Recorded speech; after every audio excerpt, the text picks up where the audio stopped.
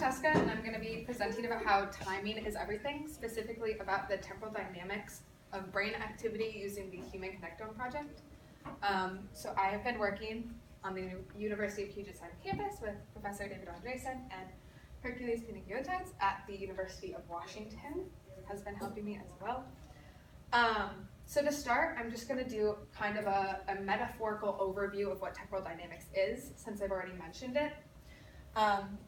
So it's kind of like if you look at a still image of ballet, you can see the dancers that are involved, what they're wearing, what the stage looks like, that kind of thing.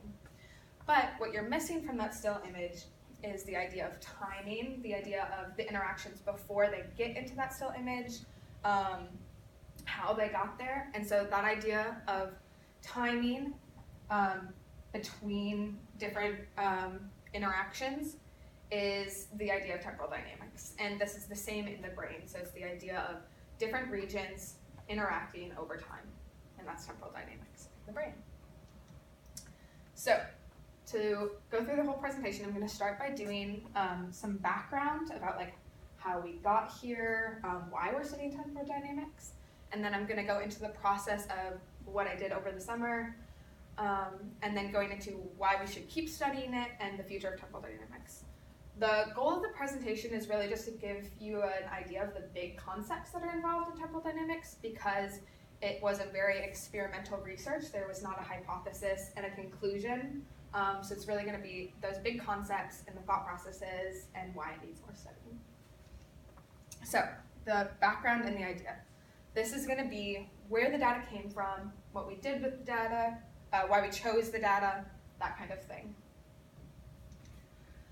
To start with, I'm going to talk about fMRI. So this is a very common neuroimaging approach.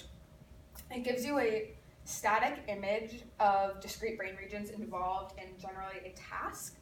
And this can be anything from like looking at a happy face and seeing what regions activate, or touching your fingers together and seeing what regions activate, that kind of idea. So it gives you this good like snapshot of regions involved. And these, in this case, are those regions. And those are also, if you think about the still ballet image, those are those dancers that are involved, right? And this all started as task-oriented. From there came the idea of resting state.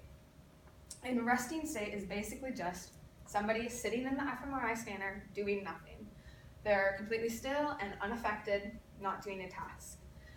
The idea when they started doing this, they thought they were going to get spontaneous chatter between neurons, that it was going to be completely random and unstructured. But what they found was these actual resting state networks. And those resting state networks are just groups of brain regions that are working together at the very base. So no task, but these are already connected and activating together, basically. So this is just an example of some of those resting state networks. But the big idea here is